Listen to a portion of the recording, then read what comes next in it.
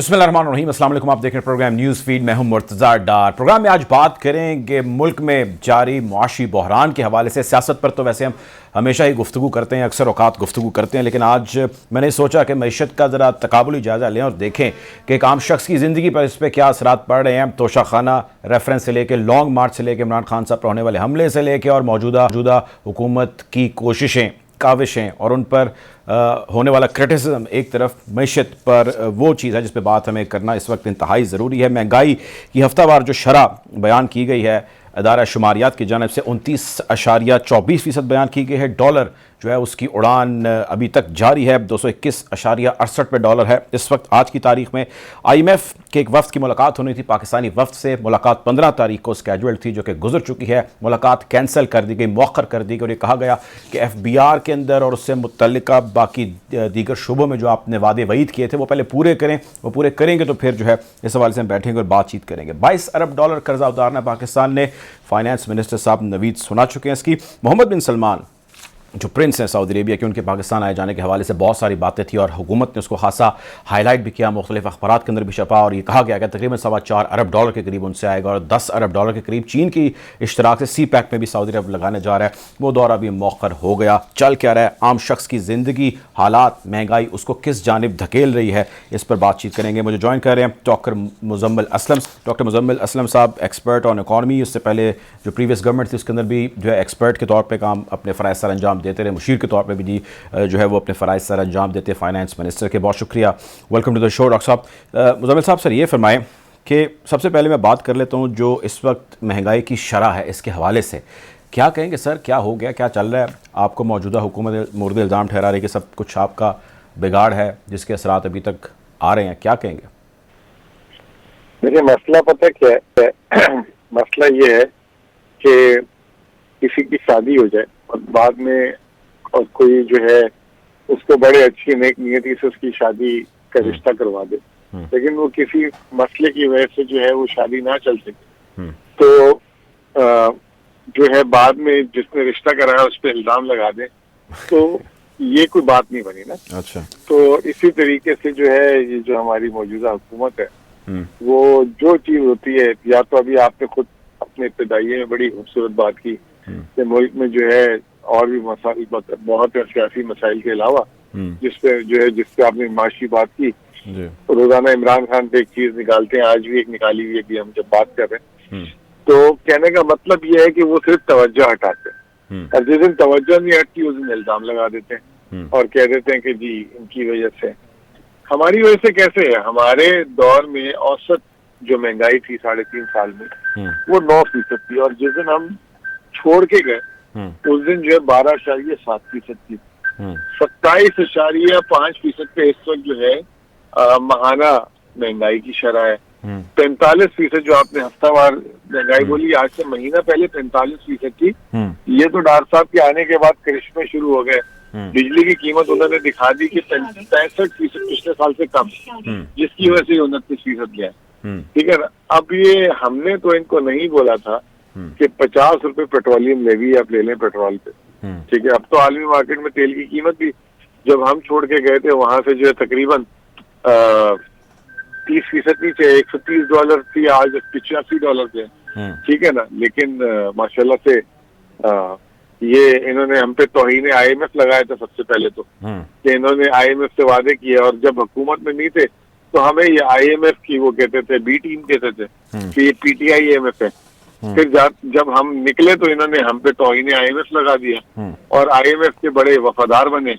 अभी आपने खुद ही बता दिया कि 1 महीना हुआ प्रोग्राम लिए हुए, 29 अगस्त को इन्होंने प्रोग्राम लिया था और जो है इन्होंने आना था IMF ने इनसे मिलने के लिए अक्टूबर के आखिरी हफ्ते में, तो उसमें ही जो है प्रोग्राम उड़ गया। और जो है जो पहले तो जब IMF से प्रोग्राम ले रहे थे 5 दफा मिनी बजट दिए, कभी जो है तनख्वाहों पे टैक्स लगाते थे, कभी सुपर टैक्स लगाते थे, कभी क्या करते थे, कभी क्या करते थे। अल्लाह अल्लाह करके मिला, वो मिफ्ता साहब पता नहीं क्या क्या बातें करते थे, दिवालिये से बचा लिया, उससे बचा लिया। उसके बाद जो अब वही IMF है, इनसे मिलने तक, बात करने तक की दरगुजर नहीं कर रहा। IMF 26 अक्टूबर को आना था, फिर 5 नवंबर की डेट दी, फिर 15 नवंबर की डेट दी। अब कह रहे हैं कि महीने के आखिर में वो भी अगर पेट्रोल पे सेल्स टैक्स लगाया, 800 अरब रुपए का बजट दिया, अच्छा, और पता नहीं क्या क्या फरमाइश। देखिए मेरी बात सुने, अभी तक जो आपने जितनी चीज़ें, जितने स्टैट्स बयान किए ना, हम लोग व्यूअर्स, मैं बीइंग एन एंकर, इसको यहीं पे हम डाइजेस्ट कर लें, समझ लें तो यूँ नज़र आ रहा है कि हम जिस डायरेक्शन में जा रहे हैं वो बहुत ही ख़तरनाक डायरेक्शन है जहाँ तक इक़्तिसादी मामलात कंसर्न्ड हैं। शब्बर ज़ैदी साहब से मेरे प्रोग्राम में मैंने कुछ ही हफ़्ते पहले इंटरव्यू उनका किया, और जो उन्होंने स्टेटमेंट्स दी उसका क्रक्स ये था, बल्कि उन्होंने कहा भी कि मुल्क जो है वो किसी भी सूरत में बड़े डिफ़ॉल्ट की तरफ रहा है। अब पाकिस्तान तहरीक इंसाफ थी या नून लीग है या इत्तेहादी हैं, जो कोई भी है सर, जा तो पाकिस्तान रहा है, अवाम साथ साथ आपके पीछे है ना, सियासतदानों के, एडवाइज़र्स के, मुशीरान के, टेक्नोक्रेट्स के, सबके। तो आई मीन पॉइंट इज़ कि where this country is heading as far as the economy is concern. मैं being an expert on economy आपसे आपका ओपिनियन जानना चाह रहा हूँ। देखें, एक दुकान होती है, एक दुकान की सबसे अहम चीज होती है सेल, करेक्ट, और दूसरी चीज होती है कि उसने जो माल सेल करना होता है उसकी खरीदारी करना, ठीक है ना। दोनों में से एक चीज भी अगर रुक जाए ना तो वो दुकान बंद हो जाएगी। अगर उसकी सेल है लेकिन उसको माल नहीं मिल रहा तब वो फंस जाएगा, और अगर माल खरीद लिया लेकिन सेल नहीं कर पा रहा तब मर जाएगा। इस वक्त जो हमारी जो मौजूदा हालत है ना हमें माल मिल रहा है ना हमसे सेल हो रही है, हम दोनों तरफ से मार खा रहे हैं। छोटी सी मिसाल देकर समझाने की कोशिश करता हूँ आपको। जुलाई से सितंबर तक पाकिस्तान का 808 अरब रुपए का खसारा हुआ। पिछले साल जुलाई से सितंबर में 410 अरब रुपए का खसारा। जब पिछले साल थी उस वक्त 410 अरब में हमारी हुकूमत, हमने 400 इमरान पीटीआई की, उस 410 अरब के खसारे को पूरा करने के लिए हमें आलमी मार्केट से हमने 470 अरब लेकर आए थे। अब उसके बरक्स डबल हुआ हुआ खसारा, 808 अरब रुपए, और इनको कुल मिला के 30 अरब रुपए बाहर से मिले, यानी कि बाहर से इनको सिर्फ 30 अरब। तो क्या करेंगे सर, ये जो डेफिसिट हुआ है इसका क्या होगा? अब उन्होंने रुपए में नोट छपवाए हैं, स्टेट बैंक से पैसे ले रहे हैं, शरह 16% हो गई है, कोई ट्रस्ट नहीं कर रहा। रेमिटेंसेस की मिसाल आपके सामने, 3 अरब डॉलर पे छोड़ के गए थे, 2.2 अरब, यानी कि 800 मिलियन डॉलर एक महीने का आईएमएफ से कुल मिला के 1.2 अरब डॉलर मिले, और रेमिटेंस में आप 800 मिलियन यूज करें। फिर बरामदात जो थी 3 अरब डॉलर थी, वो कम करके 2.3 पे लिया, वहां 700 मिले, यानी दो चीजों में मिला के 1.5 अरब डॉलर का अब महाना नुकसान करें। तो ये है सेल पॉइंट आपका। आप सेल नहीं कर पा रहे, ना सेल कर पा रहे, ना माल खरीदा पा रहे, तो आप भाई दुकान खोल के बैठे हुए क्यों हैं? अच्छा, अगर आपसे काम ही नहीं हो रहा। मुज़म्मिल साहब देखें, आप जो उधार देना है, देखें उधार भी तो होता है ना दुकानदारी में, आप माल लेते हैं और सेल कर देते हैं, लेकिन उधार के ऊपर बहुत, क्रेडिट के ऊपर बहुत सारी चीज़ें चलती हैं। अब हमने बहुत सारे लोगों से उधार भी लिया हुआ है। उधार की वापसी के हवाले से बताएगा 22 अरब डॉलर जो है वो that is ringing the bells I mean in many concern quarters, लेकिन उसके ऊपर खामोशी हो गई। ये मार्च तक कंसर्न नहीं था, ये मार्च तक कंसर्न नहीं था। आपका क्रेडिट डिफॉल्ट 5% था, आज 64% है। ये आज कंसर्न है। उसकी वजह ये है ना कि आप माल ही नहीं खरीद पा रहे, आपको कोई उधार ही नहीं दे रहा। हमें तो दे रहा था, मैंने आपको फिगर भी दे दिया, ठीक है ना। आपको रोलिंग चाहिए, ट्रस्ट चाहिए, आपकी जो है बिजनेस प्रैक्टिसेस में जो है कंसिस्टेंसी होनी चाहिए। यहाँ पे तो कुछ है ही नहीं ना। और दूसरा ये कि ये बिजनेस के बारे में तो सोच ही नहीं रहे। रोजाना जो है एक नई कोई चीज ले आते हैं और जाके उधार मांग रहे हर जगह।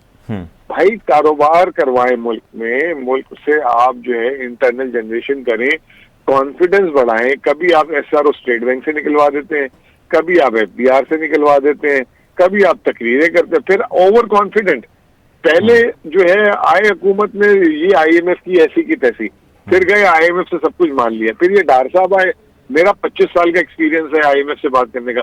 ओ भाई 25 साल आप वजीर खजाना रहे कब है? आप 1998 में जब बम फटा था तो 6 महीने के लिए आपको लगाया था, जिसका हुकूमत खत्म हो गई थी। फिर 2013 से 2017 4 साल वो थे। बार बार ऐसी बातें करते हैं कि मैं 25 साल से आईएमएफ को डील कर रहा हूँ। अब कहाँ गई डीलिंग उनकी? उनको बात करने के लिए उनसे वो नहीं है। वो तो एक सेवियर के तौर पे लाए गए थे कि जी साहब डार साहब आएंगे और हालात बिल्कुल बदल जाएंगे और सब सरेंडर कर दें, कहेंगे जी डार साहब जो आप कहेंगे और जैसे कहेंगे वैसे होगा। लेकिन खैर चीजें उसके बिल्कुल बरक्स हैं। वो तो सारी की सारी हवा निकल गई ना। आजकल तो वो न डॉलर की बात करते हैं, ना आजकल कोई और बात करते हैं। अब तो मिनी बजट की तैयारी कर रहे हैं और भी पता नहीं क्या क्या हो रहा है। उसके बावजूद भी जो है हाथ पैर फूले हुए, क्योंकि वो प्रीमेच्योर चीजों का ऐलान कर देते हैं। सऊदी अरब का कर दिया ऐलान, बाद में पता लगता है कि जी वो अभी नहीं आ रहे। उसके अलावा चीन जाने से पहले इतने अरब डॉलर मिल रहे, वहां से कुछ नहीं मिला, खाली हाथ वापस आ गए। अभी जो मैं सुन रहा था, आप भी बता रहे थे कि 14-22 अरब पता नहीं क्या रहे, मैंने आपको बताया टोटल 30 अरब रुपए मिले हैं। 30 अरब रुपए जो अगर डॉलर में कन्वर्ट करें 150 मिलियन डॉलर होता है। तो यानी कि 1 अरब का भी 10वां हिस्सा, मतलब 8वां हिस्सा, ये 6 महीने में कारकर्दगी है इनकी। ठीक है सर, बहुत शुक्रिया डॉक्टर मुजम्मिल असलम ने हमें इतना प्रोग्राम में वक्त देने के लिए आपका। डॉक्टर शाहिद हसन सिद्दीकी साहब हमें प्रोग्राम में ज्वाइन कर रहे हैं, उनकी तरफ जाएंगे और उनसे जानने की कोशिश करेंगे कि इस वक्त मामलात मुल्क के मुआशी जिस समत के अंदर बढ़ रहे हैं, जिस डायरेक्शन के अंदर बढ़ रहे हैं, और वो डायरेक्शन यकीनी तौर पे आम शख्स और उसकी हालत ज़ार को ख़राब कर रही है, वो क्यों कर रही है, किस तरह से कर रही है। जबकि ये हुकूमत जब आई थी इक़्तिदार में तो इसने वादा किया था लोगों से, हमारे टॉक शोज़ में उनके आगे बहुत सारे लीडरान ने कहा, जलसे जुलूसों के अंदर हुआ, महंगाई मार्च निकाला गया और उन्होंने कहा कि हम लोगों की हालत ज़ार बदलेंगे, इमरान खान की हुकूमत से छुटकारा दिलाएंगे और चीज़ें बेहतर हो जाएंगी। लेकिन 7 महीने में जो कुछ हुआ हम सबके सामने। डॉक्टर शाहिद हसन सिद्दीकी साहब, an expert on economy, program में हमें ज्वाइन कर रहे हैं। Very eminent guest, welcome to the show doctor साहब। डॉक्टर साहब, मुल्क में ख़ास बिजनेस नहीं हो रहा, कोई ख़ास इन्वेस्टर नहीं आ रहा, इसके साथ साथ एक्सपोर्ट्स हमारी वो लोएस्ट पे जा रही हैं, डॉलर की कीमत बढ़ी हुई है, IMF तीसरी कंसेक्टिव मीटिंग कैंसिल कर चुका है, इन्फ्लेशन जो है 29.24 इस हफ्ते की इदारे ने जो है शुमारियात ने जारी की है। The list is long, where are we heading sir? बहुत शुक्रिया आपका। मैं आपसे ये अर्ज कर दूं कि पाकिस्तान की 75 साल तारीख में ये पहली मर्तबा हो रहा है कि IMF से किस्त मिलने के बाद भी मुतादिद मजीद खराबियां बढ़ी और मईशत को संभाला नहीं दिया जा सका। ऐसा इतना कभी नहीं हुआ था। आप ये देखें कि 2 क्रेडिट रेटिंग एजेंसीज ने हमारी क्रेडिट रेटिंग गिरा के नेगेटिव कर दी है, मनफी। इसका मतलब है डिफॉल्ट के करीब। ये उस वक्त था जब हम IMF के प्रोग्राम में आ चुके थे, उनकी किस्त हमें मिल चुकी थी। आपने देखा कि महंगाई जो है वो जो है बेतहाशा तेजी से बढ़ी, नेट इंटरनेशनल रिजर्व्स हमारे गिर रहे हैं। हमारे दोस्त ममालिक ने जो तहरीरी तौर पर वायदा कर लिया था वो अब वो पूरा करने में, रोल ओवर करने में हिचकिचाहट का शिकार हैं। शरह नमू इस साल शायद जो है 2% या उससे कम भी रहेगी और बैरूनी सरमायाकारी गिर रही है, बरामदात के ऊपर दबाव है, रुपए की कदर पर दबाव है। तो सवाल सिर्फ ये पैदा होता है कि हाँ, ये हम मानते हैं कि सैलाब की वजह से कुछ तबाहकारियां आई, लेकिन सवाल ये है कि इस दौरान में आप हुकूमत ने कौन सा ऐसा मुश्किल फैसला किया जिससे ताकतवर तबकों के मुफादात पर जर पड़े। सारा जोर डाला गया आवाम के ऊपर।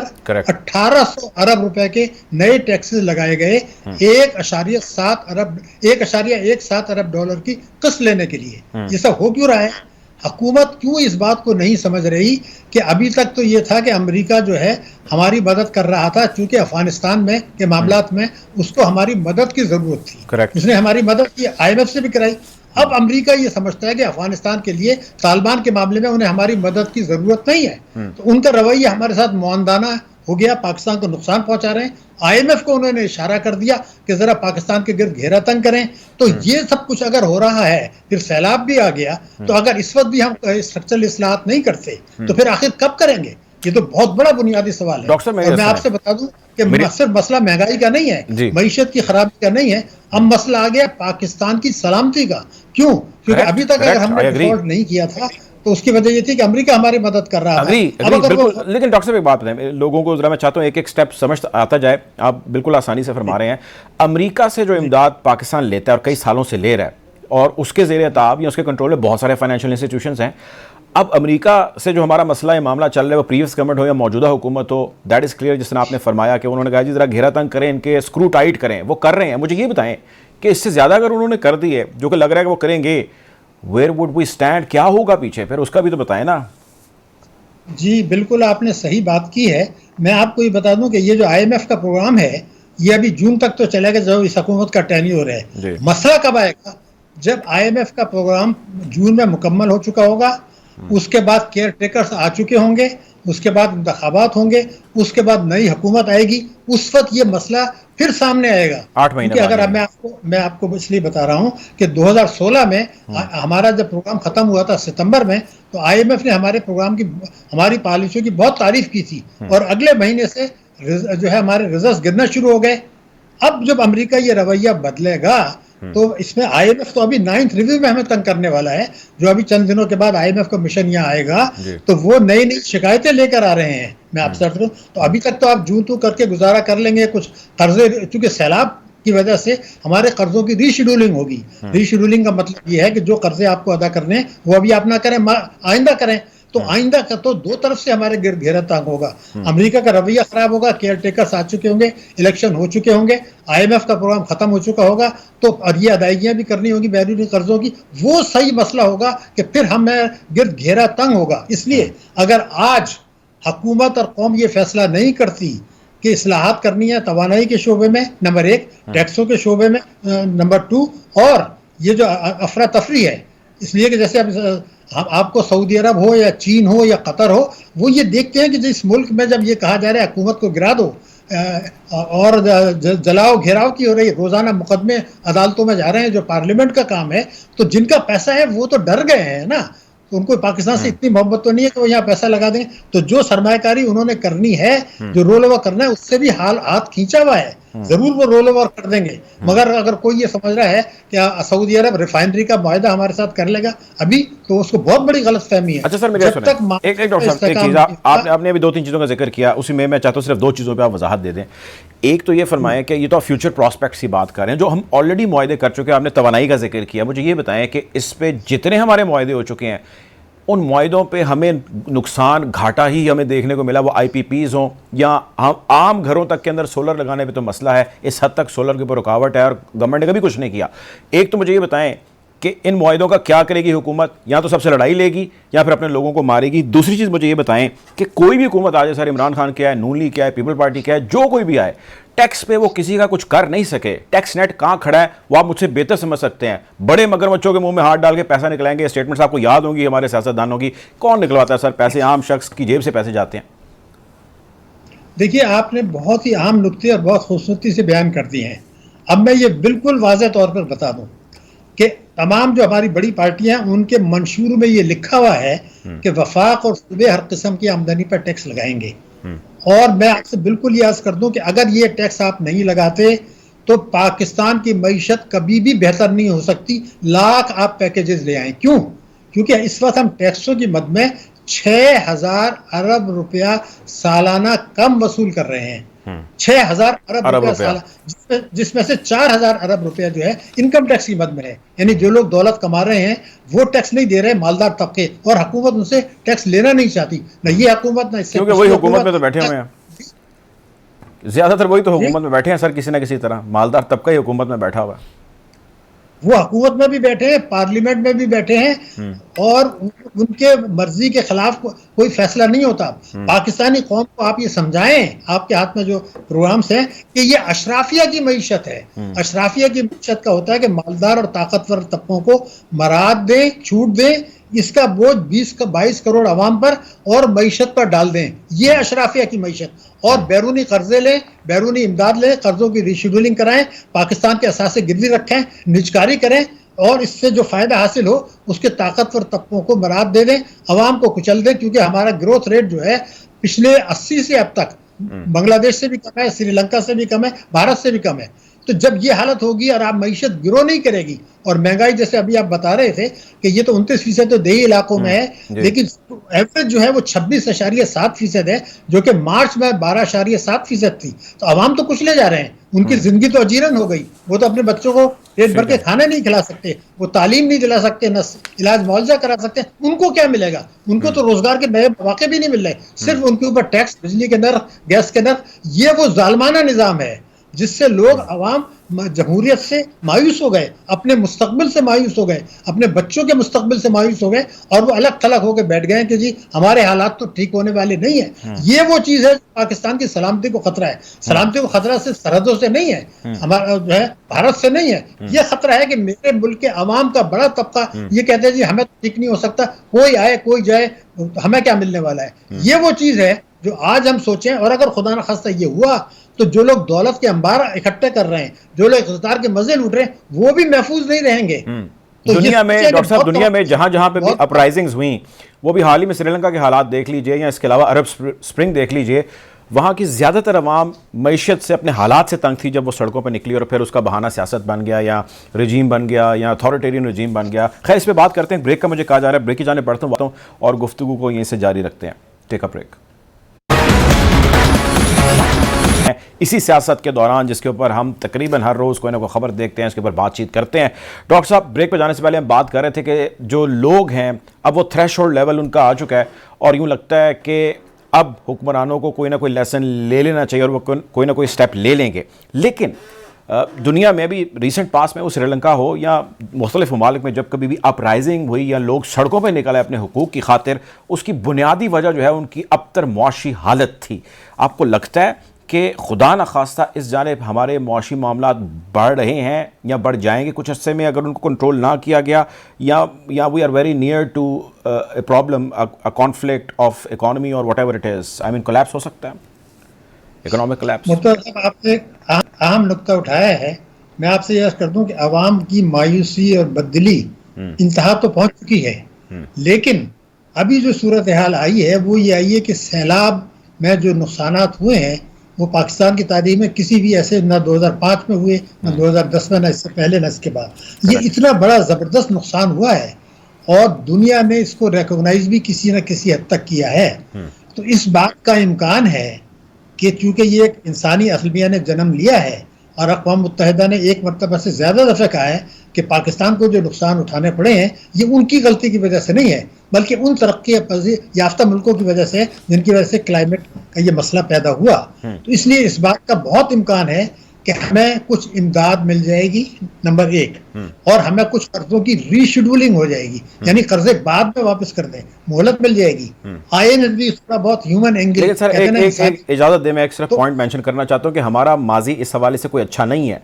आपने डेली मेल की खबर पढ़ी होगी, जब सैलाब के दिनों में बरतानिया से बरतानवी अवाम ने इमदाद भेजी पंजाब हुकूमत को, वज़ीर आला पंजाब शहबाज शरीफ साहब थे, उस पर डेली मेल ने खबर लगाई कि उन्होंने पैसे चोरी कर लिए, करप्शन किया, मनी लॉन्ड्रिंग किया और वो पैसा उन्होंने वापस बरतानिया अपने अकाउंट्स के अंदर भेज दिया।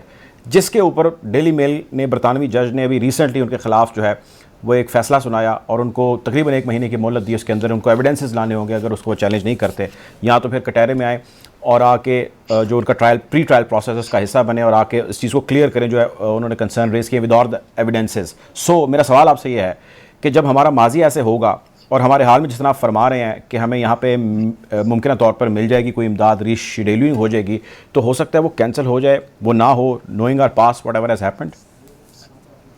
देखिए, मैं आपकी खिदमत में एक बात बड़ी वाज़ेह तौर पर अर्ज कर दूँ जी, फ्री लंच कोई नहीं होता। इस वक्त न्यू ग्रेड गेम अमेरिका का चल रहा है हमारे जौहरी ताकत पाकिस्तान के लिए, और उसमें उसकी पाकिस्तान की मईशत को वो गैर मुस्तहकम करना चाहते हैं, पाकिस्तान को गैर मुस्तहकम करना चाहते हैं, पाकिस्तान के अवाम और पाकिस्तान की हुकूमत में एतमाद का बुहरान पैदा करना चाहते हैं, पाकिस्तान की अवाम और अफवाज पाकिस्तान जो कौम के लिए कुर्बानियाँ देते हैं उनमें एतमाद का बुहरान पैदा करना चाहते हैं। तो अगर उन कर्जों की इमदाद की गलत, मैं उसमें चार्ट को तस्दीक नहीं कर रहा, अभी उसमें फैसला होना बाकी है, लेकिन उनके पैसे का अगर गलत इस्तेमाल होता है तो उनकी जेब से क्या जाता है? वो तो खुश होते हैं कि, तो हमें ये पता है वो क्या कुछ भी कहे, जो मुझे पता है, जो आपको पता है कि 2005 में जो ज़िलज़िला आया था, क्या उसकी रिहेबिलिटेशन हमने कर दी या बाद में भूल गए?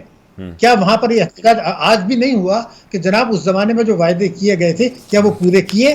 क्या 2010 में जो सैलाब आया था, बहुत सारे लोग अभी भी बहुत सारे लोग कहते हैं हमारी इमदाद नहीं की गई, तो वो तो खुश होंगे कि भाई एक जौहरी ताकत पाकिस्तान अपने आप को खुद तबाह कर रहा है, कर्जे ये करके रीशेड्यूल करके तो हमें मोहलत दे रहे हैं। उसका मतलब ये है कि 2024 या उसके बाद वो हमें दोबारा हमारे गिर्द घेरा तंग कर लेंगे। ये तो मुझे और आपको सोचना है, ये मुल्क आपका और हमारा है, हमारे दिल में दर्द है, उनको के दिल में क्या दर्द है? वो तो एक लीपापोती की बात कर रहे हैं। तो हमें सोचना है कि अगर हमारी मईशत तबाह हो रही है, हमारी टैक्सों की चोरी हो रही है, अभी मैं आपसे बता दूं बिल्कुल वाज़ेह, 4 सालों में 105 अरब डॉलर की सो कॉल्ड रेमिटेंसेस आई, सो कॉल्ड, और 35 अरब डॉलर के कर्जे बढ़े। मुझे कोई ये बता दे कि 4 साल में जो 140 अरब डॉलर, 140 अरब डॉलर ये आया, ये कहाँ है?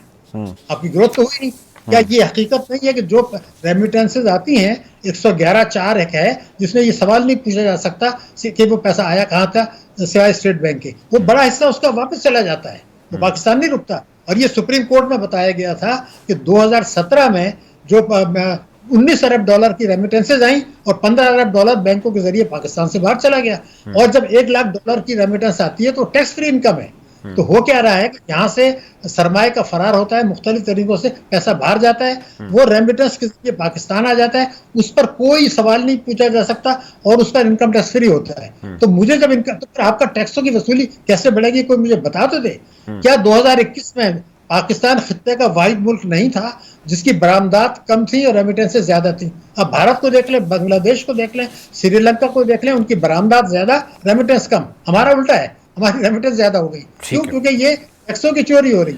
और अगर मैं आपसे एक बात बता दूं, चूंकि हम सलामती की बात कर रहे हैं, आप आम नुकात उठा रहे हैं, मैं आपको ये बता दूं कि अगर ये जो बरामदात आ रही है $31 अरब, उसमें से 70% 4 मुल्कों से है, अमेरिका, बरतानिया, सऊदी अरब और यूएई। अमेरिका इन चारों में कतरन लगा सकता है, मनी लॉन्ड्रिंग की आड़ में, टेरर फाइनेंसिंग की आड़ में। अगर वो झटका लग गया तो हम तो $1 अरब के झटके में घूम जाते हैं। तो अमेरिका के लिए या किसी ताकत के लिए क्या मुश्किल है पाकिस्तान की मईशत को बहरान में डाल के जौहरी ताकत के ऊपर हाथ डालना? इस खतरे से नजरअंदाज नहीं करना चाहिए। यानी आपने एक बात की, अवाम की, इनकलाब की, तो अभी अवाम को 1-2 साल तो सैलाब का भी मजीद देखेंगे, उसके बाद इलेक्शन होंगे, उसके बाद सलामत शुरू होगा।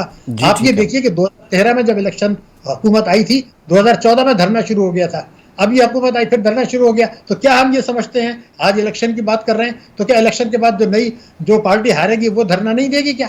तो मेरा उसूल तय करें ये धरना। अब मैं तो ये पूछता हूँ ना कि जब मेरे टैक्सेस मेरे ऊपर तो सर्फ नहीं होते, इनकी सिक्योरिटी पर, इनके जलसों पर, इनकी पर्सनल सिक्योरिटी, मैं सर मदद चाहूंगा, वक्त की इंतहाई कमी है, वक्त की इंतहाई कमी है, मदद चाहूंगा। बहुत गुफ्तगू रही डॉक्टर साहब के साथ। डॉक्टर शाहिद हसन सिद्दीकी साहब हमेशा जो है बड़े दबंग अंदाज में गुफ्तगू करते हैं, एनालिसिस करते हैं। बहुत शुक्रिया सर आपका। प्रोग्राम के वक्त नाज़रीन खत्म हो चाहते हैं, हालात हादरा से आपको यूं ही आगाह रखेंगे। अपना ख्याल रखिए। अल्लाह हाफिज़।